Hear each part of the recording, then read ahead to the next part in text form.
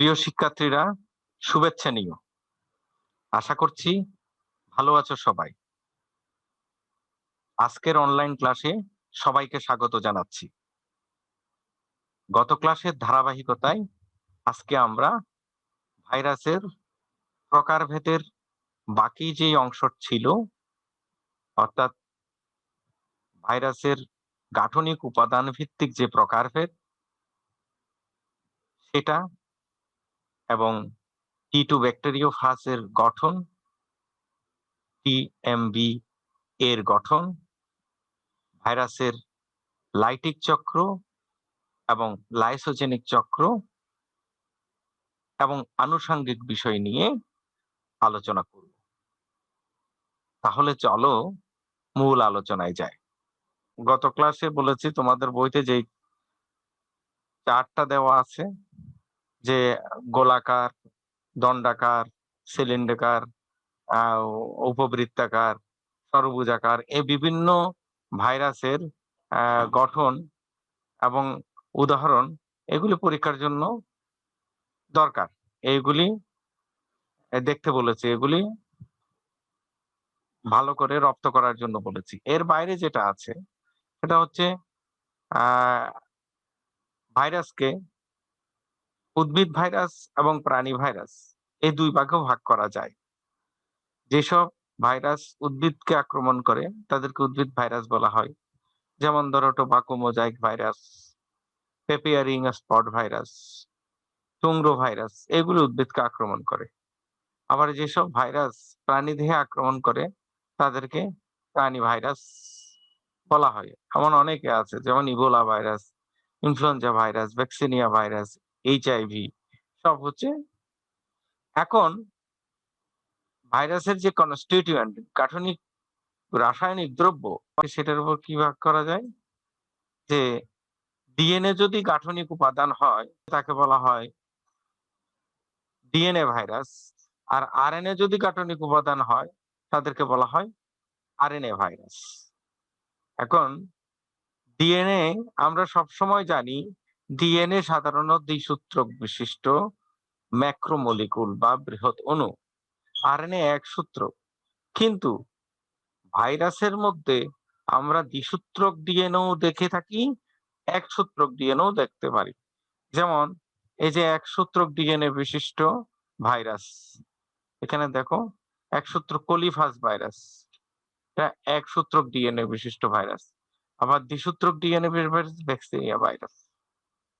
RNA সাধারণত আমরা জানি এক সূত্রক হয়, কিন্তু ভাইরাসে আমরা দ্বিসূত্রক আরএনএও দেখে থাকি। যেমন ধরো দ্বিসূত্রক আরএনএ হচ্ছে রিও ভাইরাস, ধানের রাইসটুংরো ভাইরাস, ধানের বামন রোগের ভাইরাস, যদি আমরা ইংরেজিতে বলি রাইসটুংরো ভাইরাস, এইটা দ্বিসূত্রক ভাইরাস। টিএমবির আরএনএ এটা এক সূত্রক আরএনএ। ক্লিয়ার? জি স্যার। আচ্ছা, এখন আমরা পরবর্তী ইয়াতে যাব। তোমাদের বইতে দুই একটা ভাইরাসের গঠন নিয়ে আলোচনা আছে এবং এটা পরীক্ষায়ও আসে। যে আমরা এই যে দেখতে পাচ্ছ, এইটা এইটা তোমার টি2 ভাইরাস। এটা একটা ফাস ভাইরাস। এখন ফাস ভাইরাস কাকে বলা হয়? ফাস ফাস শব্দের অর্থ হচ্ছে ভক্ষণকারী, যে ধরে খেতে পারে। এখন এ কাকে ধরে খায়? এ ব্যাকটেরিয়াকে ধরে খেতে পারে, ব্যাকটেরিয়াকে ডেস্ট্রয় করতে পারে, ব্যাকটেরিয়াকে মারতে পারে। এই জন্য একে বলা হয় টি2 ব্যাকটেরিওফাস। ব্যাকটেরিওফাস কারণ সে ব্যাকটেরিয়াকে ধরে মারতে পারে। এখন এর গঠন কি? এই যে একটা ষড়ভুজাকার মাথা। আমরা যদি আকার প্র্যাকটিস করি, বায়োলজিতে আকার প্র্যাকটিস করাটা খুবই ইম্পর্টেন্ট। এটা নট অনলি বায়োলজি, আমি বলি সকল ক্ষেত্রে, সায়েন্সের সকল ক্ষেত্রে আকার প্র্যাকটিস করাটা খুবই ইম্পর্টেন্ট। এই যে একটা ষড়ভুজাকার গঠনের সাথে একটা স্ট্যান্ডের মতো, এই যে একটা স্ট্যান্ডের মতো, তাহলে এটাকে অনেকে এই জন্য ব্যাঙাচির আকার বলে। এইখানে একটা প্লেট, ভিত্তি প্লেট, এখানে ভিত্তি প্লেটে কিছু স্পাইক বা কাঁটার মতো আছে, তার সাথে এই যে 6টা ঠ্যাঙের মতো, মানে এটাকে বলা হয় স্পর্শক তন্তু, যেটা দিয়ে সে কোনো একটা হোস্টকে ধরতে পারে, কোনো একটা হোস্টকে সেটা দিয়ে ধরে। আর ভিতরে কি আছে? ভিতরে এখানে এই যে দ্বিসূত্রক ডিএনএ তন্তু আছে, দ্বিসূত্রক ডিএনএ তন্তু আছে। এখন এর মাঝখানে এটা কি আছে? এইটা হচ্ছে যে কলার।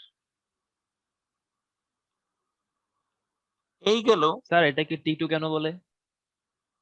আচ্ছা, টিটু বলার নাম হচ্ছে ভাইরাস যখন আবিষ্কার হয় তখন একটা নাম দেয়, যে এই যে করোনা ভাইরাস, করোনা ভাইরাসটাকে করোনা কেন বলা হচ্ছে?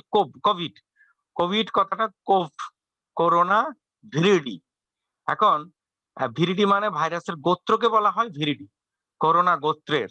এই জন্য এই ভিরিডি অ্যান্ড কোভ, করোনা, এই দুইটা মিলে হচ্ছে কোভিড।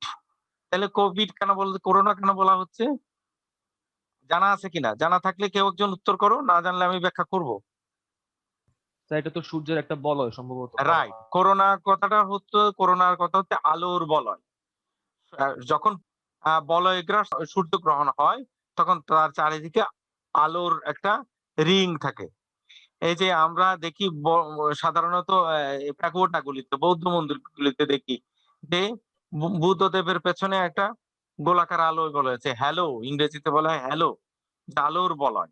এই আলোর বলয়কে ল্যাটিন ভাষায় বলা হয় করোনা।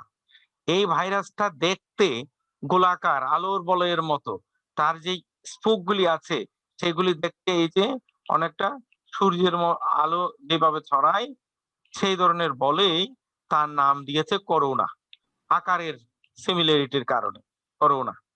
এটাও তদ্রুপ, এটা দেখতে টি আকারের, এই যে ইংরেজি অক্ষর টি এর মতো, ইংরেজি অক্ষর টি এর মতো, এমন টি এর মতো। এই টি সিরিজের আরো অনেকগুলি ভাইরাস আছে, এটা টি সিরিজ ভুক্ত দ্বিতীয় ভাইরাস বলেই এটার নাম দিয়েছে টি2। ক্লিয়ার? জি স্যার। আচ্ছা, এখন এই যে এই গেল তার আকার। এখন এই এইখানে যেই দ্বিসূত্রক ডিএনএ, এত নিউক্লিক অ্যাসিড বা ডি অক্সিরাইবো নিউক্লিক অ্যাসিড দ্বারা গঠিত, আর তার চারদিকে এই যে খোলসটা, সেটা হচ্ছে প্রোটিন দ্বারা গঠিত। এই কোষটা কিন্তু একটা অবিচ্ছিন্ন কোনো বস্তু নয়, এটা অনেকগুলি ছোট্ট ছোট্ট ক্ষুদ্র ক্ষুদ্র ইউনিটের সমন্বয়ে গঠিত। এই ক্ষুদ্র ক্ষুদ্র ছোট্ট ছোট্ট ইউনিট গুলিকে, এগুলি প্রোটিন দ্বারা গঠিত, এগুলিকে বলা হয় ক্যাপসোমিয়ার, এগুলিকে বলা হয় ক্যাপসোমিয়ার। আর পুরো খোলসটাকে বলা হয় ক্যাপসিড, পুরো খোলসটাকে বলা হচ্ছে ক্যাপসিড। এইগুলি অনেক সময় ছোট প্রশ্ন আকারেও আসতে পারে, ক্যাপসিড কি, ক্যাপসোমিয়ার কি, এইগুলি অনেক সময় আসতে পারে। এখন কোন ভাইরাসের কি হয়, ওই যে বাইরের আবরণে, তাহলে বাইরের এখানে কি দিয়ে আবরণ, কি আবরণটা কি দ্বারা গঠিত? এটা প্রোটিন দ্বারা গঠিত। কোন ভাইরাসের এই যে ক্যাপসিডের আবরণের বাইরেও একটা লিপিডের স্তর থাকতে পারে।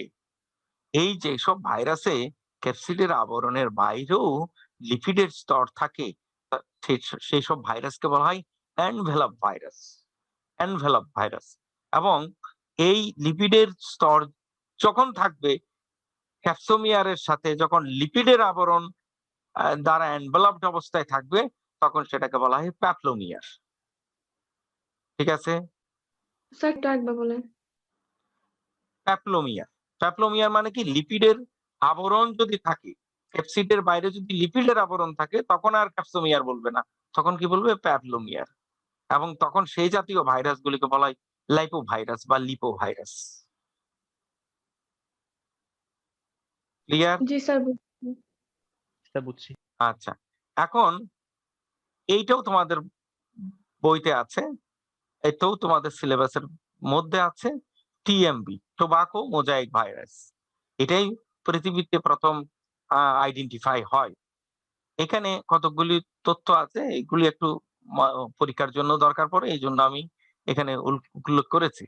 এতে কি 2200 ক্যাপসোমিয়ার থাকে। এই যে এইগুলি প্রত্যেকটাই এক একটা ক্যাপসোমিয়ার, প্রত্যেকটা এক একটা ক্যাপসোমিয়ার। এই ধরনের কত থাকে? 2200 ক্যাপসোমিয়ার থাকে। প্রত্যেকটা ক্যাপসোমিয়ার কি দ্বারা গঠিত? প্রোটিন দ্বারা গঠিত। প্রোটিন কি দ্বারা গঠিত? প্রোটিন অ্যামাইনো অ্যাসিড দ্বারা গঠিত। কতটা? 158টি করে অ্যামাইনো অ্যাসিড থাকে। এটা ডেফিনিটলি বলে দিচ্ছে, কারণ এটা হচ্ছে ওয়েল স্টাডিড ভাইরাস। যে টোবাকো মোজাইক ভাইরাস, টি2 ব্যাকটেরিওফাস ভাইরাস, এইগুলো হচ্ছে যথেষ্ট পরিমাণে স্টাডি হয়ে গেছে এই ভাইরাসগুলি সম্পর্কে। কাজে এদের কোনো তথ্যই বলতে গেলে এখন আর অজানা নাই। এই ক্যাপসিডের ভিতরে এই যে সুতার মতো আবরণ, এই যে সুতার মতো আবরণ, এইটাকে বলা হচ্ছে, এই যে সুতার মতো আবরণ, এটাকে বলা হচ্ছে আরএনএ সূত্রক। এটা এক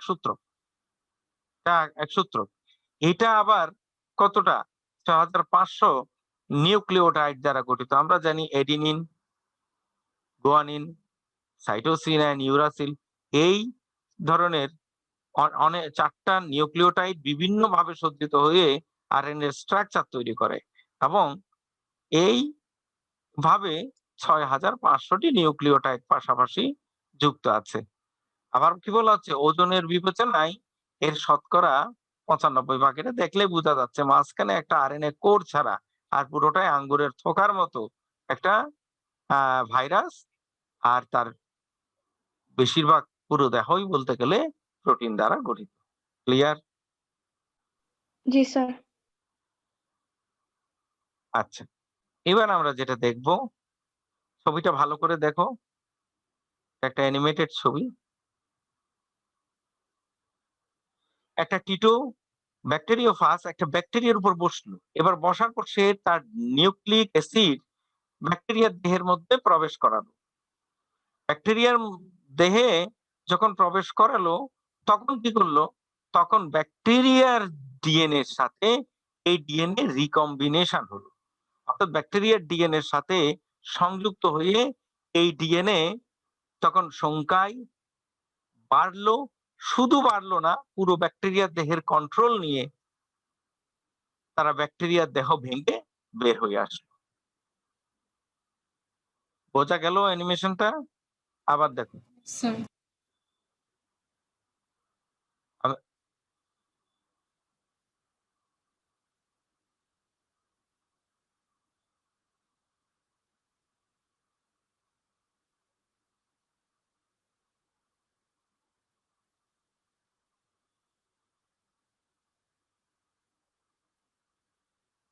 এখন দেখো আরেকটু ইলাবোরেটলি ইলাস্ট্রেটলি এই ছবিটাতে আছে।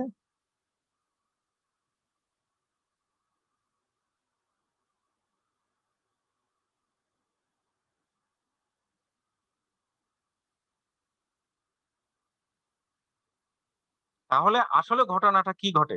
ঘটনাটা ঘটে, এই দেখো, ব্যাকটেরিওফাস ব্যাকটেরিয়াকে অ্যাটাক করলো। অ্যাটাক করে তার নিউক্লিক অ্যাসিড, এই যে তার ডিএনএ, ব্যাকটেরিয়ার মধ্যে প্রবেশ করানো। প্রবেশ করানোর পর ব্যাকটেরিয়ার যে ডিএনএ সেটার কন্ট্রোল নিল। কন্ট্রোল নেওয়ার পর ডিএনএ কি করে? ডিএনএ আরএনএ তৈরি করে। আরএনএ কি করে? আরএনএ এমআরএনএ যেই জেনেটিক ইনফরমেশন, সেটা কপি করে প্রোটিন তৈরির জন্য তথ্য যোগান দেয়। দেন প্রোটিন তৈরি হওয়ার পর প্রোটিনের কার্যকারিতাই আসলে বডির কার্যকারিতা, বডির ফাংশন। তাহলে প্রোটিনের কোন কাজে লাগলো?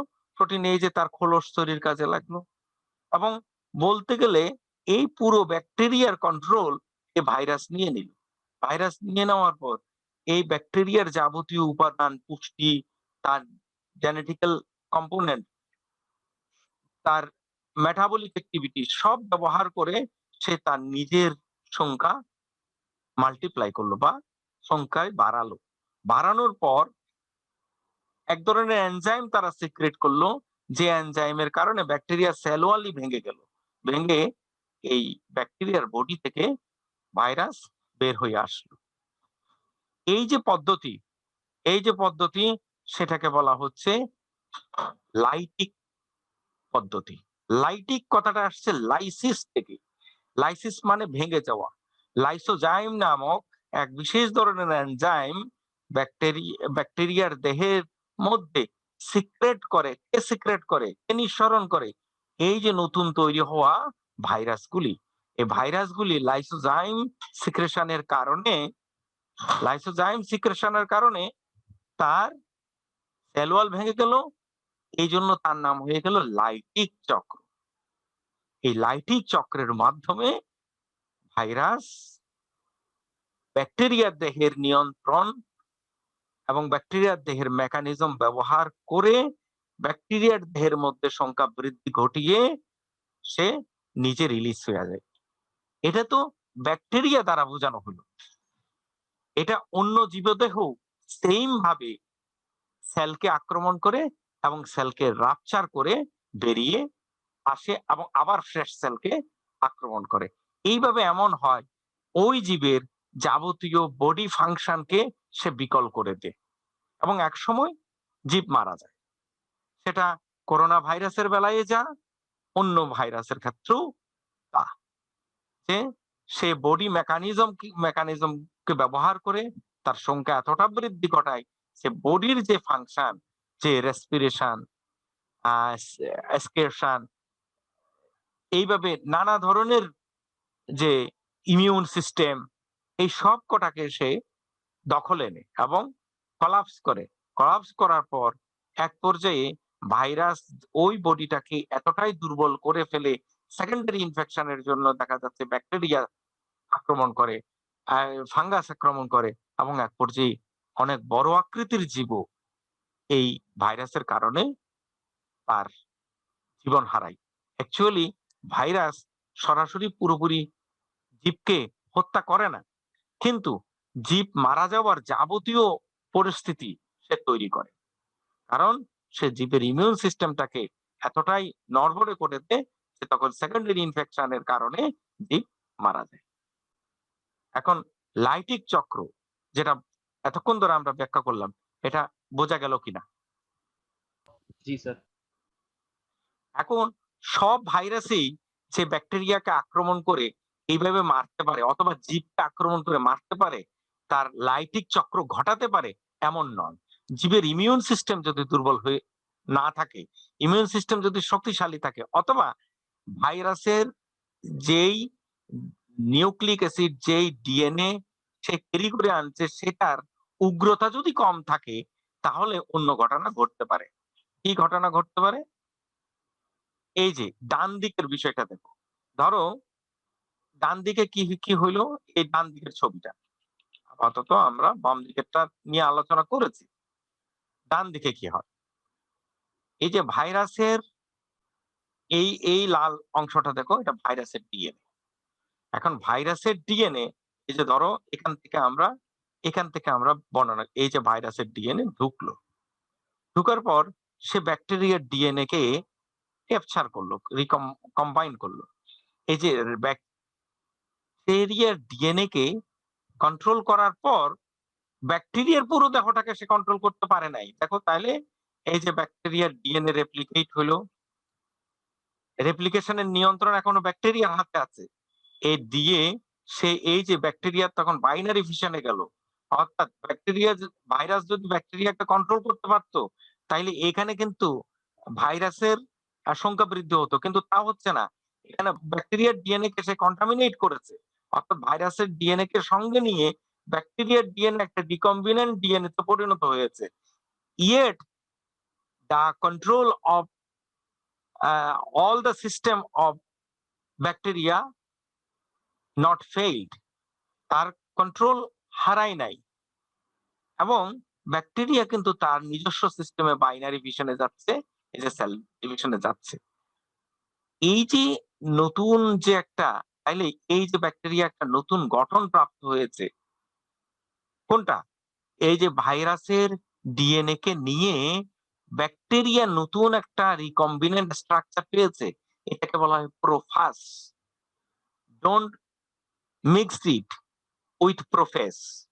Prophase is a step of cell division, but prophase is a newly recombinant virus constituted with bacterial DNA. ঠিক আছে, বোঝা গেল? স্যার লাইসোজেনটা কখন হবে? এখন লাইসোজেনিকটা কখন হবে আমি কিন্তু আলোচনার শুরুতে একটু করে বলেছি যখন এই যে যাকে আক্রমণ করছে, আক্রান্ত হোস্ট এর ইমিউন সিস্টেম, এর ডিফেন্স মেকানিজম ভাইরাসের চাইতে শক্তিশালী হবে। ভাইরাস তাকে কিন্তু পুরোপুরি কন্ট্রোলে নিতে পারে নাই। কন্ট্রোলে নিতে না পেরে কি তার সাথে মিলেমিশে গেছে। কিন্তু এই মিলেমিশে থাকা অবস্থায় সে যে পুরোপুরি সবসময় এইভাবে চুপচাপ থাকবে এমন নয়। যদি কখনো এই যে এই ব্যাকটেরিয়ার কন্ট্রোল মেকানিজম সিস্টেম দুর্বল হয়ে যায়, তখন এই ভাইরাস কিন্তু সে তার নিজস্ব চেহারা নিয়ে আবির্ভূত হবে এবং তার পুরো কন্ট্রোল ওই ব্যাকটেরিয়ার উপর আনবে। আফটার অল লাইটিক চক্র শুরু হওয়ার মাধ্যমে সে নিজের সংখ্যা বৃদ্ধি ঘটাতে পারবে। বোঝা গেল কিনা? জি স্যার, বুঝতে পেরেছি। কথা হচ্ছে যদি ভাইরাস আমার দেহের ভিতর ঢুকে আমার ডিএনএ কে কপি করে রিকম্বিনেন্ট ডিএনএ তে পরিণত হয়ে যায়, তার মানে কি even yet I am totally fit for work, I am totally okay. কিন্তু যদি এমন হয় যে না, সে আমার ডিএনএ কে রিকম্বিনেন্ট করেছে এবং আমার বডির ভিতর আটকা পড়া অবস্থায় আছে, তখন কোনো না কোনো সময় যদি আমার ইমিউন সিস্টেম দুর্বল হয়ে যায়, সে তখন তার নিজস্ব চেহারা নিয়ে আবির্ভূত হবে এবং সে তার সংখ্যা বৃদ্ধি করার চেষ্টা করবে এবং সে যদি সাকসেসফুল হয় তখন সেক্ষেত্রে লাইটিক সাইকেল উৎপন্ন করবে। লাইটিক সাইকেল এর মাধ্যমে সেলকে ভেঙে ফেলবে। এবং এই ঘটনাটা এমনও হতে পারে সে আমার জেনারেশনে পারে নাই, আমার জীবদ্দশায় আমাকে কাবু করতে পারে নাই, আমার সেল ডিভিশনের সময়, আমার জ্যাম সেল উৎপন্ন হওয়ার সময় যদি আমার পরবর্তী জেনারেশনকে ধরতে পারে, তাও করতে পারে। এবং এইভাবে ভাইরাসের লাইসোজেনিক সাইকেলের মাধ্যমে অনেক সময় কিছু ভাইরাল ডিজিজ বংশ পরম্পরায় ট্রান্সমিট করে। বোঝা গেল? জি স্যার। জি স্যার। আচ্ছা, এখন এই তালিকাটা আমরা দিয়েছি, এটা পরীক্ষাতে মাঝে মধ্যে আসে। ধরো এই যে তোমাদের বইতেও আছে, আমি এটা নিয়ে খুব বেশি আলোচনা করব না। কোন ভাইরাসের হোস্টের নাম কি এবং কি রোগ তৈরি করে, যেমন এইচআইভি হোস্ট হচ্ছে মানুষ, এইডস তৈরি করে। ফ্ল্যাভি ভাইরাস, এটা ফ্ল্যাভি ভাইরাস মানে এটা এক ধরনের ফ্ল্যাভোনয়েড দ্বারা গঠিত ভাইরাস। এটা মানুষকে আক্রমণ করে, এরা কি ডেঙ্গু রোগ সৃষ্টি করে। এইভাবে পুরো চার্টটা, এই চার্ট তোমাদের বইতে আছে, আমি এটা নিয়ে আর ডিটেল আলাপ করব না। এটা অনেক সময় এমসিকিউর জন্য ইম্পর্টেন্ট এবং তোমরা এটা একটু রপ্ত করার চেষ্টা করবে। Yes sir. আচ্ছা, এরপর আমরা কিছু ডেফিনিশন দেখব। 1 নম্বর হচ্ছে প্রিয়ন। প্রিয়ন কি?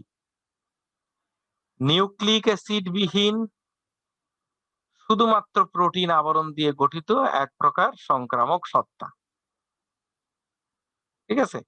তাহলে ধরো এটা যদি ধরো এটা একটা ঘনাকার বা ষড়ভুজাকার,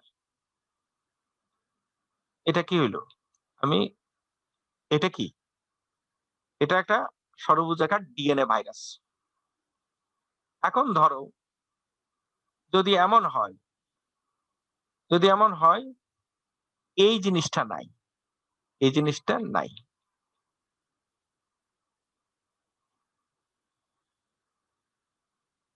এই যে মুছে দিলাম। ওকে, তাহলে এইটা যদি ইনফেকশাস হয়ে যায় তাহলে এটাই হবে প্রিয়ন। ক্লিয়ার? বোঝা গেল? Yes sir. এখন ভিরিয়ন, ভিরিয়ন কি? নিউক্লিক অ্যাসিড ও প্রোটিন আবরণ মানে ক্যাপসিড এ দিয়ে গঠিত সংক্রমণ ক্ষমতাযুক্ত ভাইরাস হচ্ছে ভিরিয়ন। তাহলে অ্যাকচুয়ালি যে ভাইরাস আক্রমণ করার ক্ষমতা রাখে সেটা কি? সেটা হচ্ছে ভিরিয়ন। যে ভাইরাস আক্রমণ করার ক্ষমতা রাখে সেই ভাইরাস হচ্ছে, তাইলে এই যে আমাদের যেটা সারা পৃথিবীকে দৌড়ের উপর রেখেছে, সারা পৃথিবীকে দৌড়ের উপর রেখেছে,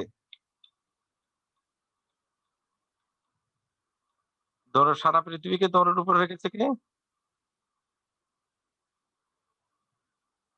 না, করোনা ভাইরাসের চেহারাই তো এমন নাকি? তাহলে জি স্যার।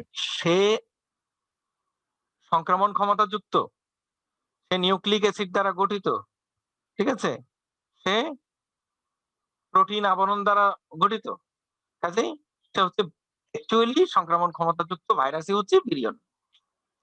এবার কি ভিরিয়ড ক্যাপসিড বিহীন শুধুমাত্র আরএনএ দ্বারা গঠিত সংক্রামক সত্তা, এটার উল্টা, এটার উল্টা। তাহলে এটা হচ্ছে ভিরিয়ড। তাহলে এখন এটার উল্টা হলে কি হয়তো? ভিরিয়নের উল্টা হইলে, ভিরিয়নের উল্টাতে নিউক্লিক অ্যাসিড আছে, প্রোটিনের আবরণ আছে, কিন্তু সংক্রামক নয়। তাইলে এই ধরনের ভাইরাসকে বলা হয় নিউক্লিওক্যাপসিড। এই ধরনের ভাইরাসকে বলা হয় নিউক্লিক ক্যাপসিড। সংক্রমণ ক্ষমতাবিহীন ভাইরাসকে বলা হয় নিউক্লিওক্যাপসিড। ক্লিয়ার? তার সংক্রমণ ক্ষমতা না থাকলে ওটাকে ভাইরাস বলবে কেমনে? মানে ভাইরাসের সংজ্ঞাতে বলা আছে যে ওটা জীবদেহে মানে রোগ সৃষ্টি করার ক্ষমতা রাখে। ক্ষমতা রাখে। ক্ষমতাহীন ভাইরাস যখন জীবদেহের বাইরে থাকে তখন সে কি থাকে? তখন সে একটা গ্রেনিউল মাত্র, সে একটা পার্টিকেল মাত্র, সে একটা পার্টিকেল মাত্র। এবং এই ধরনের অবস্থায় তার ইনঅ্যাক্টিভ, নন ভাইয়েবল অবস্থায় থাকে। এই ধরনের অবস্থায় তাকে বলা হয় নিউক্লিওক্যাপসিড। কিন্তু সে যখন ইনফেকশাস হবে তখন তাকে বলা হবে ভিরিয়ন। এজন্য হাজার হাজার ভাইরাস এখানে আশেপাশে ঘোরাফেরা করছে, কিন্তু সে নিউক্লিওক্যাপসিড কন্ডিশনে আছে দেখে তারা আমাদেরকে আক্রমণ করতে পারছে না।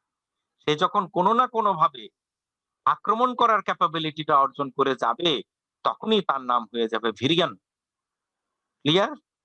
তাহলে এতক্ষণ ধরে আমরা যে আলোচনা করলাম সেই আলোচনা থেকে আমরা ডিএনএ ভাইরাস, আরএনএ ভাইরাস, টি2 ব্যাকটেরিওফাজের গঠন, টিএমভির গঠন, লাইসোজেনিক চক্র এবং লাইটিক চক্র